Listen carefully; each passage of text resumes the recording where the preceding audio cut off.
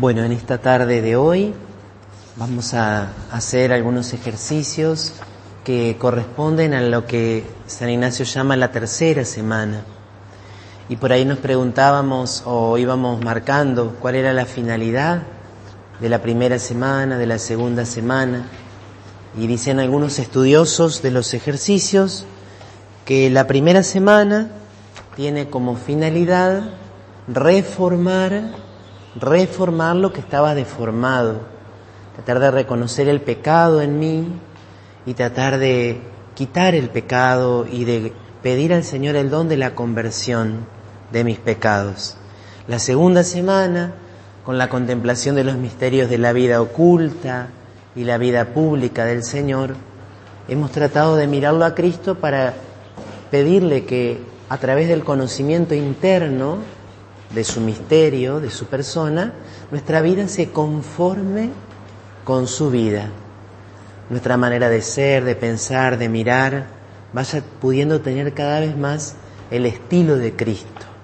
Acuérdense que el Rey Eternal, cuando nos llamaba, nos decía que quien quiera venir conmigo va a velar conmigo, va a pelear conmigo, va a sufrir conmigo, para luego triunfar y reinar conmigo. Entonces, se trata de aprender el estilo de nuestro Rey.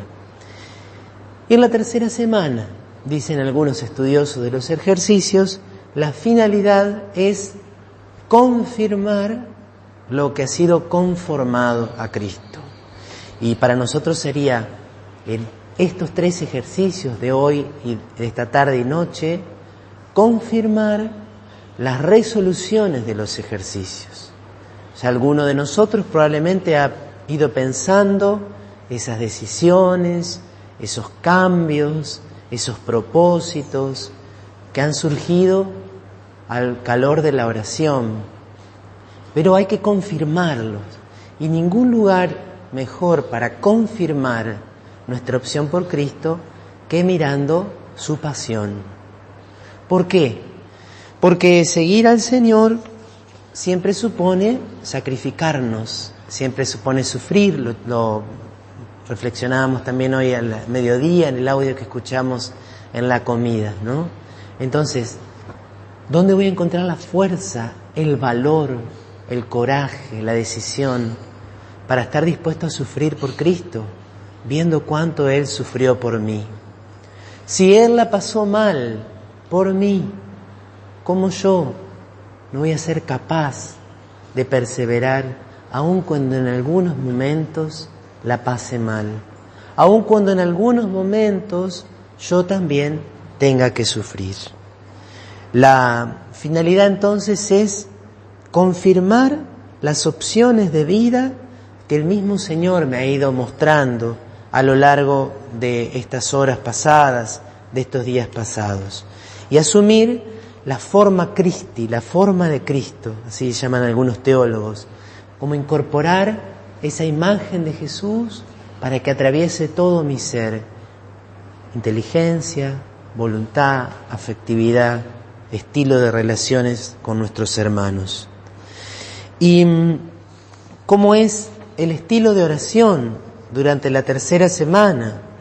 Son también contemplaciones. Vamos a hacer 3 contemplaciones, pero tienen algo diferente.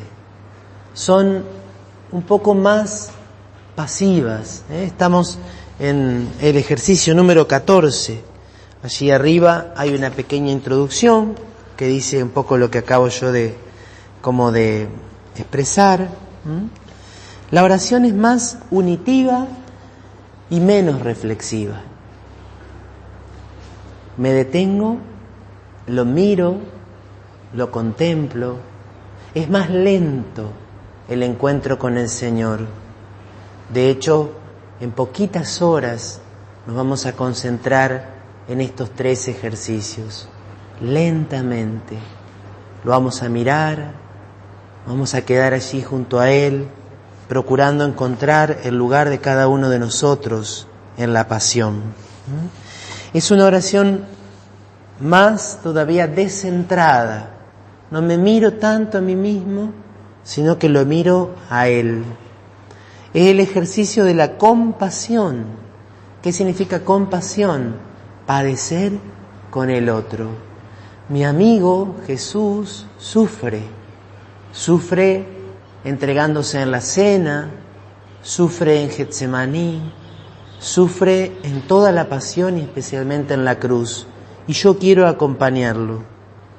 Tal vez no puedo hacer nada para evitar su sufrimiento, pero quiero estar ahí, al lado suyo. Cristo entonces ocupa toda la escena. Yo, como un niño pequeño, iré recorriendo cada uno de estos misterios con asombro, con estupor, como si fuera la primera vez que voy a leer estos textos bíblicos. Muchas veces nosotros hemos rezado, hemos cantado, hemos pensado en esto. Cristo murió en la cruz por mí. Y a veces como que no nos termina de caer la ficha, como que no nos terminamos de dar cuenta, porque el amor del Señor es un amor personal. Cristo no vino a la tierra simplemente por todos, por una multitud, así como si fuéramos una masa anónima, en la cual yo soy apenas un 0,00001%. No, Cristo vino por mí. Si yo hubiera sido la única persona sobre la faz de la tierra por la cual Él hubiera tenido que sufrir, lo hubiera hecho igual. Entonces, como volver a sorprendernos por tanto amor, eso es un poco el clima. Y bueno, San Ignacio nos propone también algunas adiciones que nos pueden ayudar a entrar en estos tres ejercicios, en esta tarde, noche, en esta madrugada que algunos probablemente podamos pasar con algún momento de oración. No suscitar pensamientos alegres, no fomentar pensamientos alegres, sino moverme a mí mismo a dolor y pena y quebranto, trayendo a la memoria frecuentemente los trabajos, fatigas y dolores de Cristo. En todo momento, cuando estemos haciendo el ejercicio, cuando estemos por ahí en un ratito libre, antes de la cena, después de la cena, en todo momento pensar en la pasión. Aquí en la Capilla de los Hermanos, detrás de uno de los coros, no del lado de la sacristía, sino del otro lado, hay un hermoso crucifijo, así que si a alguno le hace bien y le gusta, puede acercarse allí y ponerse en oración delante de ese crucifijo, le puede ayudar mucho a entrar en clima.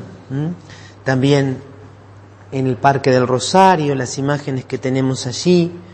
Bueno, nos toca hacer algunos ejercicios por la tarde, pero lo que sugiere Ignacio es que si pudiéramos la ambientación sea oscuridad y encierro, como no hacer los ejercicios en un parque hermoso. Bueno, hace un poquito de calor, así que puede ser también apropiado ofrecer ese calor uniéndolo al dolor del Señor, pero él sugiere oscuridad y encierro y sugiere la penitencia. Cada uno sabrá lo que el Señor le muestra, le pide, es un modo de unirnos a su pasión.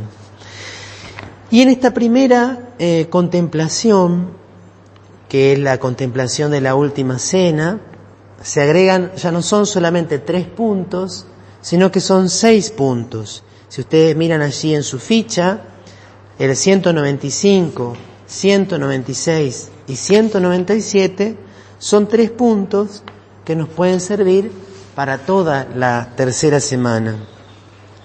El cuarto, o sea, el del 195, es considerar lo que Cristo nuestro Señor padece en su humanidad o quiere padecer. Siempre acordémonos, Él voluntariamente va a la cruz. Lo dijo con mucha fuerza cuando dice: nadie me quita la vida, yo la doy libremente. Él podría haber elegido otro modo de salvarnos. Él podría haber elegido otra manera de ser Mesías.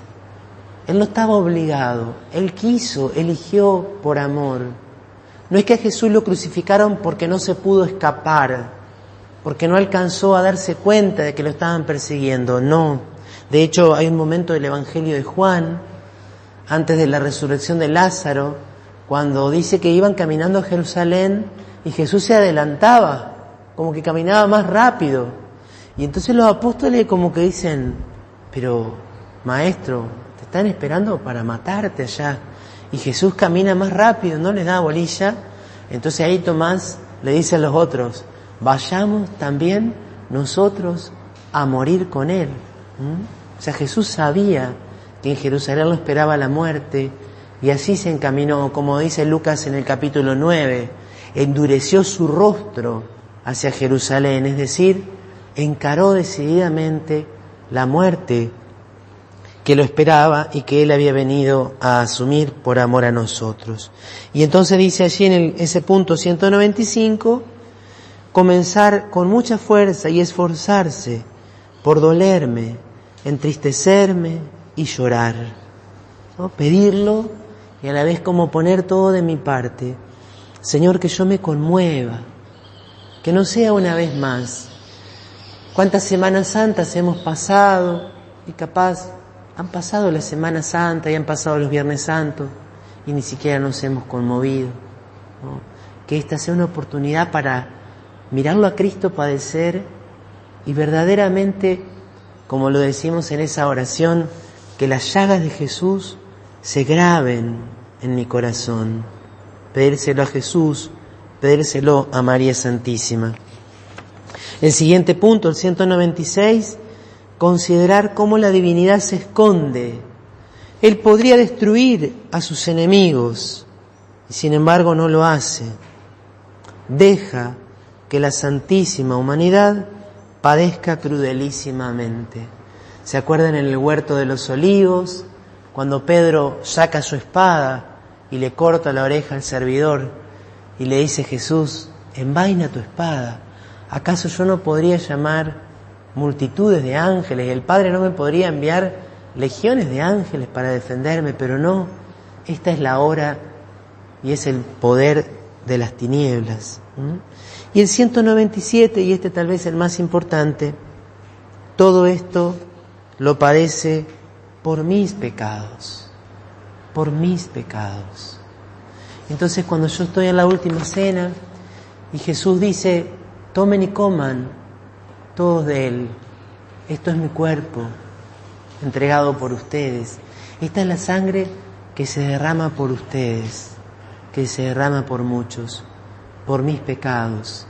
Y esto lo voy a decir 3 o 4 veces y ustedes lo deben haber escuchado tantísimas veces, pero creo yo que es muy hermoso pensarlo así.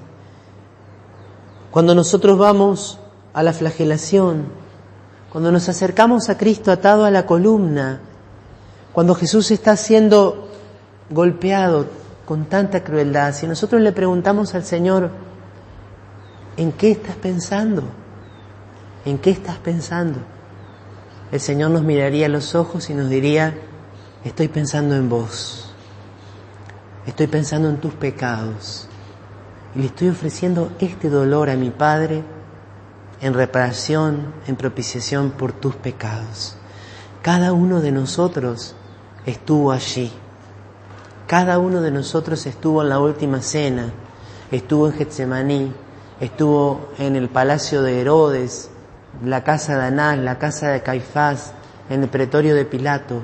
Cada uno de nosotros estuvo en la pasión, porque estábamos en el corazón de Jesús. Entonces, todo lo padece, dice ese 6º punto, por mis pecados. Entonces, ¿cuánto ha hecho Cristo por mí? ¿Qué debo hacer yo por Él?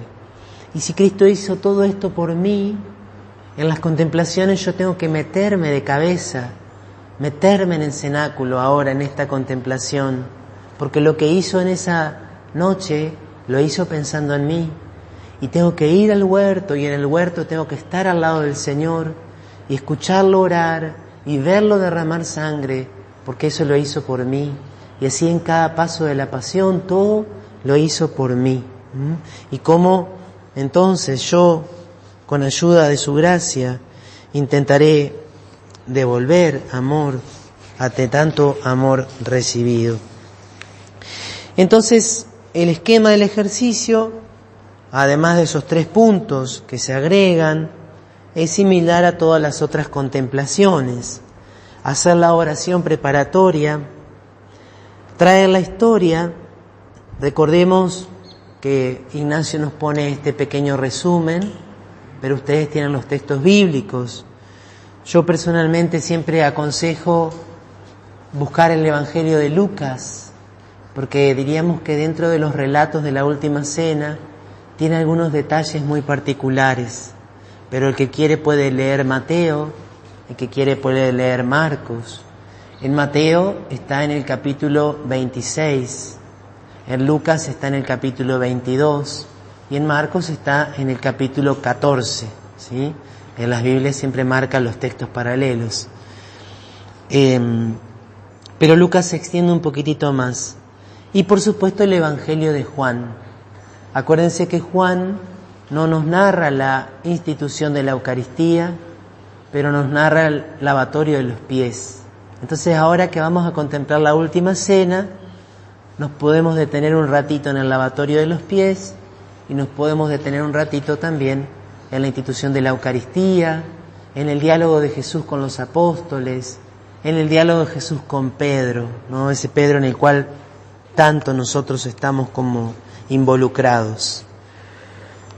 La composición del lugar, ver el camino de Betania a Jerusalén, si es ancho o estrecho, si es llano, asimismo el lugar de la cena, si es grande o pequeño, si de una forma u otra. El camino de Betania a Jerusalén, no solo desde el punto de vista físico, sino en el corazón del Señor. ¿Qué iría sintiendo Jesús cuando iba viendo por última vez esos lugares, los rostros, las personas? Y como casi siempre, los apóstoles estarían en otra. Los apóstoles estarían en los detalles prácticos, que el Señor ya los había previsto, de la preparación de la Pascua. Los apóstoles estaban en otro canal, y Jesús, que en su corazón va sintiendo cómo crece más y más y más el amor y el dolor, simultáneamente, el amor y el dolor y el amor. Y como era el cenáculo, sabemos que era una habitación que le prestaban a Jesús, una persona cuyo nombre no sabemos. También lo vamos a encontrar a los discípulos reunidos allí después de la resurrección, y allí va a venir el Espíritu Santo en Pentecostés. Dice que eran 120 personas, así que no era un lugar tan pequeño, el cenáculo. ¿Cómo era ese lugar? Cuentan o explican los expertos en Biblia que habitualmente las mesas para la cena pascual, que solían ser cenas familiares, pero que en este caso Jesús comparte con esa nueva familia que son sus discípulos, tenía como la forma de una U, ¿sí? Y todos mirando hacia adentro, sentados no en sillas, sino como en almohadones, medio como acostaditos, así medio de costado, no sentados como chinitos decimos nosotros, sino como un poco reclinados, así como de costado. Y entonces, una vez que entramos en el cenáculo, pedir lo que quiero. Fíjense qué hermosa la petición. Dolor, sentimiento y confusión, porque por mis pecados va el Señor a la pasión. Dolor, sentimiento y confusión, porque por mis pecados va el Señor a la pasión. Por mis pecados. Sentir que yo estoy dentro de este misterio. No soy solo un espectador, no soy solo alguien que mira como a lo lejos algo que está sucediendo a otra persona, sino que soy destinatario y soy protagonista. Y pedir, meterme en el corazón de Cristo, dolerme con Él, amar con Él, sentir con Él. Bueno, después simplemente dice aquí, ver las personas, oír lo que hablan, mirar lo que hacen. No lo desarrolla más. Yo les quiero dejar alguna reflexión que tal vez le puede ayudar, aunque no se olviden que lo más importante es que ustedes puedan entrar, que se metan de lleno en el cenáculo, pidiendo la gracia, ¿sí? Entonces,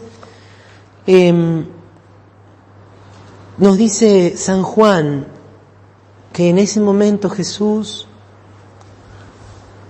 Juan 13, versículo 1, habiendo amado a los suyos que estaban en el mundo, los amó hasta el fin. Y dice, sabiendo que había llegado la hora de pasar de este mundo al Padre, habiendo amado a los suyos que estaban en el mundo, los amó hasta el fin. El Padre, toda la vida de Cristo está orientada hacia el Padre. Y desde el inicio, Él siempre hablaba de la hora. En Caná le había dicho a la Virgen, mujer, no ha llegado mi hora todavía. Y poco a poco esa hora se iba acercando. Y ahora, en esta circunstancia, en la última cena, Jesús va a decir, después que Judas sale, después de haberle anunciado que le iba a traicionar, dice, ha llegado la hora, ha llegado la hora. Y para Jesús ir al Padre era todo, ¿no? Porque el Padre era su origen, era su sostén, Él era engendrado eternamente, también como hombre, sostenido, colgado, pendiente del Padre. O sea que en Jesús había como un inmenso gozo por poder volver al Padre. Él era el gran amor de su vida, siempre vivía en referencia a Él. Y al mismo tiempo había un sentimiento de un infinito amor. Es un poco difícil para nosotros porque es un amor muy especial, es el amor oblativo. Tal vez uno pudiera decir, bueno, tenés un amigo que lo conocés de toda la vida y de pronto se enamoró tu amigo. Y vos decís, este está enamoradísimo. Te das cuenta, lo ves a una cuadra y se le nota que está distinto, porque el amor es como que lo ha cambiado, ¿no? Como que está encendido. Bueno, pero en el caso de Cristo era un amor así como que se le notaba, que Jesús en la última cena, como que su corazón latía con más fuerza, pero era un amor doloroso, un amor sufriente, un amor que iba a padecer. Entonces, traten de quedarse, ¿no? Como al inicio de la última cena, mirando el rostro de Cristo, dueño de sí mismo y a la vez profundamente emocionado. Él está decidido, se va a sacrificar por entero por ellos. Unos días antes, María en Betania había roto un frasco de perfume, ¿sí? Y lo había ungido a Jesús. Y Judas dice, ¿cómo va a hacer esto? Con eso se podría haber ayudado a los pobres. ¿No? Juan dice, no era por los pobres, que era ladrón. Pero Jesús dice, déjenla. Porque en el fondo, este gesto de romper el frasco de perfume y que esa fragancia se esparciera por toda la casa, era un símbolo de lo que estaba a punto de hacer Jesús en la pasión. Él iba a romper el frasco de su vida, iba a derramar todo su ser, todo su amor, toda su sangre para inundar el mundo, derrochonamente, generosamente, sin límites.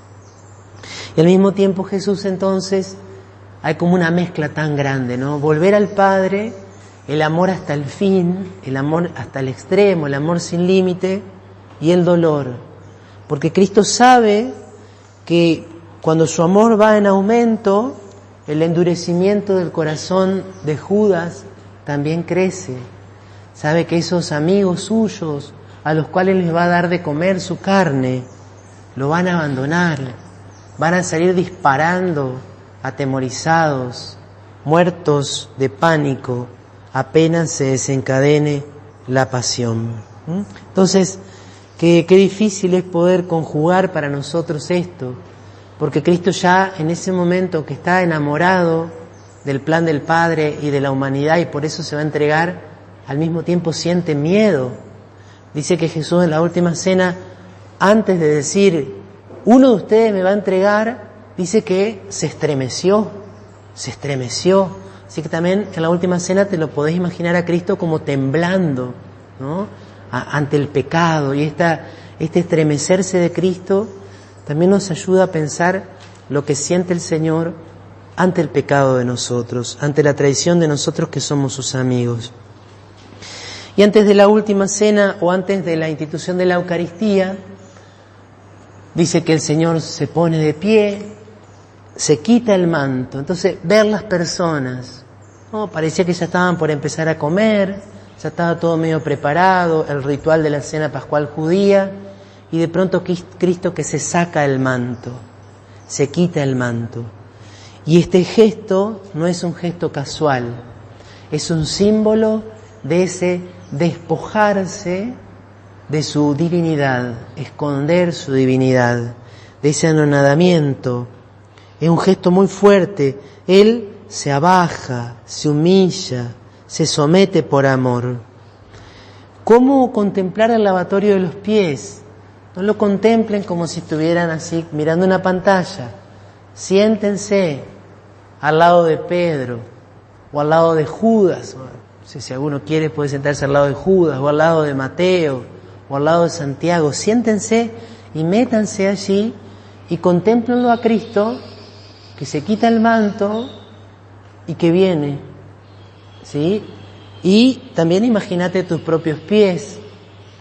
Perdonen lo que voy a decir, no quiero que a nadie le choque, pero imagínate tus patas sucias, muy sucias, sucias y llagadas y quizá hasta con corrupción, como así con esa, digamos, experiencia del pecado que nosotros podemos ver simbolizado justamente en nuestros pies sucios, porque en el fondo el lavatorio de los pies significa eso, significa el amor de Cristo que no le hace asco a nuestro pecado, que nos ama así como somos y que se inclina para limpiarte y que te quiere a pesar de que vos una y otra vez volvés a ensuciar tus pies, que te mira con amor incluso cuando elegís ofenderlo, ¿no? Por eso puede ser una experiencia muy linda de entrar en el momento de la oración y dejar que Cristo te lave los pies. Cristo te lave los pies.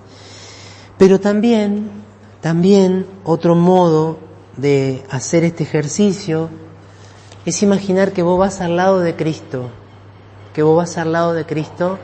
y que lo vas mirando como Él va lavándole los pies a los discípulos. Y de pronto, cuando Cristo se acerca a Judas a lavarle los pies, de pronto en la cara de Judas o en la persona de Judas, ver a esa persona que te ofendió, a esa persona que te lastimó, a esa persona que te traicionó, que te abandonó, que te hizo sufrir, que te complicó la vida, que te criticó, a esa persona que tal vez todavía te cuesta perdonar, todavía te duele lo que te hizo. Y entonces vas con Cristo y Cristo le está lavando los pies a esa persona. Entonces Cristo te dice: estoy cansado, lavale los pies vos, lavale los pies vos. Cristo que te invita a inclinarte y a perdonar y a servir a esa persona. Y hasta, vieron que nosotros cuando hacemos el lavatorio de los pies, los sacerdotes en las parroquias algunas veces le lavamos los pies a la persona, que siempre viene con sus pies limpitos, ¿no es cierto? No tiene mucho mérito lo nuestro, pero siempre le lavamos los pies y le damos un beso al pie de la persona, como un gesto, ¿no? Bueno, como que Jesús te dice: lávale los pies vos, besale los pies. Y si te animás, en la contemplación, abrazá a esa persona y decirle que la perdonas, sea quien sea. Cada uno puede saber si hay alguien a quien verdaderamente, si Jesús me pidiera que le lavara los pies hoy, me costaría muchísimo. Justamente si me costaría muchísimo, es porque es el momento de hacerlo. Es porque es el momento de yo también quitarme el manto y ponerme en oración delante de esa persona y realizar este gesto. Vuelve a su lugar el Señor y así entonces podemos disponernos a comer el cordero. La cena pascual judía tenía como varios momentos, yo no lo voy a desarrollar obviamente, no tendría sentido ahora hacerlo, pero sí llegar a este instante crucial donde de pronto Cristo cambia el ritual, ¿no? Porque venían, según el ritual, Y de pronto Cristo, en un momento, cuando tendría que haber pronunciado unas palabras, Cristo cambió el rito. En lugar de compartir el pan pronunciando las palabras acostumbradas que hacían referencia al paso del Mar Rojo y a la salida de Egipto y a la liberación de la esclavitud, Cristo toma el pan y pronuncia estas palabras que todos conocemos. Probablemente los discípulos en ese momento no entendieron qué decía Jesús. Tomen y coman todos de él, esto es mi cuerpo. Y yo lo pensaba y yo decía, en realidad nosotros tampoco entendemos. No entendemos. Es como que la Eucaristía sigue siendo para nosotros un misterio que apenitas vamos comenzando a vislumbrar en nuestra vida espiritual, y lo digo con mucha vergüenza porque soy sacerdote y todos los días desde que soy sacerdote tengo la dicha de celebrar la Eucaristía. ¿Y por qué digo que no entendemos la Eucaristía? Porque en realidad nos acostumbramos a ella, nos parece natural, no nos sorprendemos, no nos estremecemos ante el misterio de la Eucaristía. Como decían los santos, si nosotros comprendiéramos el misterio de la Eucaristía, moriríamos de amor ante ese Dios loco que no le bastó hacerse hombre, que no le va a bastar morir en la cruz, sino que se queda allí. Entonces, traten de imaginar el corazón de Cristo, el corazón de Jesús en ese preciso instante, cómo ardía. Era como una hoguera de caridad al pronunciar las palabras de la institución de la Eucaristía. Ese gesto que hace Jesús de partir el pan anticipa lo que va a ser al día siguiente, donde su cuerpo va a ser roto, desgarrado por la violencia del hombre y en el fondo por nuestros pecados. Y colóquense así en la mesa, si quieren estar en el lugar del discípulo amado que estaba bien cerquita y que pudo ver en vivo y en directo y como en primera fila, ¿no? Bien de cerca, con un primer plano, lo que estaba aconteciendo. Y reciban ese cuerpo que el Señor entrega y reciban ese cáliz que el Señor entrega allí por amor, donde nos va comunicando, donde te va comunicando su vida, ¿no? La vida de Cristo que se ofrece, que se entrega por mí. Este Cristo que no se guarda nada, sino que se entrega totalmente. Y el Señor que dice, hagan esto en memoria mía. Indudablemente que puede ser un momento de mucha profundidad. La próxima misa la vamos a tener mañana al mediodía, ¿no? Pero si ustedes hacen el ejercicio bien, verdaderamente pueden experimentar el fruto de ese encuentro íntimo con Cristo en la Sagrada Comunión. Y al mismo tiempo, las palabras del Señor, hagan esto en memoria mía, no se refería solo a que volvieran a celebrar la Eucaristía. Cuando Jesús dice, hagan esto, se refiere también al entregarse por los demás. También nosotros tenemos que partirnos y darnos a los otros. También nosotros somos invitados a derramarnos para la salvación de los demás, a hacer de nuestra vida un don para los otros, un don para la Iglesia. Entonces, nos quedamos en ese momento así como de rodillas, adorando, recibiendo, agradeciendo.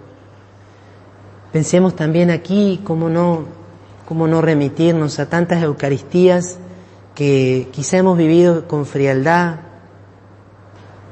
quizá hemos comulgado alguna vez en nuestra vida sacrílegamente, en pecado mortal, quizá tantas veces hemos comulgado fríamente, superficialmente, y tenemos en este ejercicio como la oportunidad de adorarlo al Señor y pedirle perdón por tantas comuniones que no fueron como Él se lo merecía, ¿no? Y al mismo tiempo pedirle al Señor que siempre aumente en nosotros el hambre de la Eucaristía, el hambre de la Eucaristía. Cuando uno lee los testimonios de los cristianos perseguidos, estos cristianos, por ejemplo, como cuenta Van Tuan en Vietnam, que en el campo de concentración, por las noches, cuando todos dormían, Bantuán celebraba la Eucaristía aquí con unos pedacitos de pan en la mano y con 3 gotitas de agua y 3 gotitas de vino y 1 de agua en la otra mano. Sus manos eran su copón y su cáliz, su cuerpo era el único altar, y decía él, en esa Eucaristía pequeñita que después distribuían por todo el campo de concentración, incluso organizaban turnos de adoración eucarística en el campo de concentración porque guardaban la Eucaristía en pequeños sobrecitos que hacían con los paquetes de cigarrillos, aparte metalizada. Dice, ahí nosotros encontramos la fuerza para seguir amando a pesar del odio en el cual vivíamos envueltos, para perdonar, para servir. La Eucaristía fue nuestro alimento. En el campo de concentración se dieron innumerables conversiones.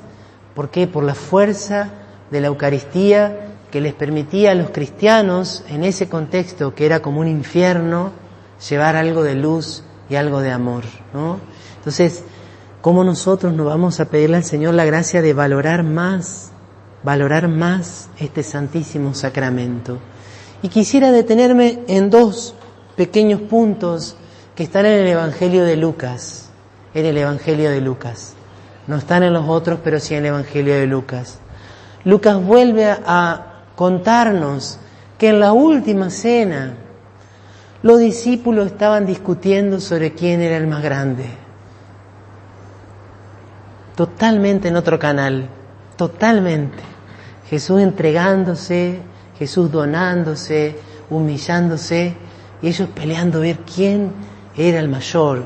Ya le había pasado 2 o 3 veces en su vida y Jesús como que los había retado, pero bueno, se ve que estaba muy adentro eso, ¿no? Y cuántas veces estas peleas, estas divisiones, estas discusiones de los apóstoles en el fondo son las nuestras. Cuántas veces también en la vida de la Iglesia se ha repetido esta experiencia. Cuántos, tenemos que decirlo con mucho dolor, tal vez se han alejado de la Iglesia porque nosotros, los que estábamos en la Iglesia, tal vez no hemos dado testimonio de unidad, testimonio de caridad, testimonio de humildad. Cuántas veces en nuestros grupos, en nuestras parroquias, existen estas rivalidades, estas competencias, estos enfrentamientos, estas luchas de poder entre los sacerdotes también. Cuánto dolor le provocó a Cristo en la cruz y a Cristo en la última cena esta experiencia, y cuánto le debe doler en este momento también. Entonces, como cuando leemos esa parte del Evangelio de Lucas, pedirle a Cristo también que nos dé sus sentimientos de humildad, sus sentimientos de unidad, como lo va a decir en la oración sacerdotal en el capítulo 17 de Juan: Padre, que todos sean uno para que el mundo crea, que todos sean uno para que el mundo crea. Y finalmente, creo que también a alguno de ustedes le puede ayudar meditar en Pedro.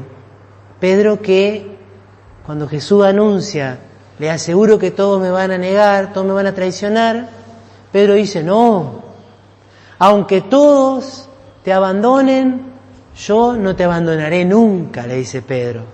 Y Jesús le dice que lo va a negar 3 veces. ¿Sí? Pedro, hoy, antes que cante el gallo, por segunda vez me habrás negado 3 veces. Y después le dice estas palabras que tal vez son poco conocidas. Simón, Simón, Satanás ha pedido autorización, permiso para zarandearte, como se zarandea el trigo. Pero yo he rogado por ti para que tu fe no desfallezca. Y una vez que hayas vuelto, confirma a tus hermanos. ¿Por qué creo que les puede ayudar también contemplar esto de Pedro, la traición de Pedro, la negación de Pedro, la misericordia que tiene Jesús con él? Porque el misterio de la Eucaristía ha sido confiado en la Iglesia, especialmente a los sacerdotes. Pero los sacerdotes muchas veces no somos fieles al mandato de Jesús. No somos fieles a veces porque traicionamos directamente la misión que nos ha sido dada, porque a veces somos motivos de escándalo para los fieles, y otras veces no somos fieles al Señor por nuestra tibieza, por nuestra mediocridad. Y tal vez alguno de nosotros, a lo largo de su vida en la iglesia, se ha visto lastimado por un sacerdote, escandalizado por un sacerdote. Tal vez algún sacerdote en nuestra vida de fe, en nuestro camino de fe, fue motivo de tropiezo, nos alejamos de Jesús a causa de sus pecados. Por eso yo creo que en esta contemplación también, mirándolo a Jesús, en ese diálogo con Pedro, también tenemos como una oportunidad para perdonar si fuera necesario y para poner en la oración a aquellos sacerdotes que tal vez en nuestra vida no han sido buen ejemplo, no han sido puentes hacia Cristo, sino que tal vez por algún motivo, el que fuera, por acción o por omisión, nos han alejado del Señor. Y como el Señor ha querido correr el riesgo de confiar este gran misterio al ministerio de los sacerdotes. Entonces, como también, a pesar de todo y a pesar de los pesares, tenemos que seguir amando y cuidando y rezando por todos los sacerdotes, ¿sí?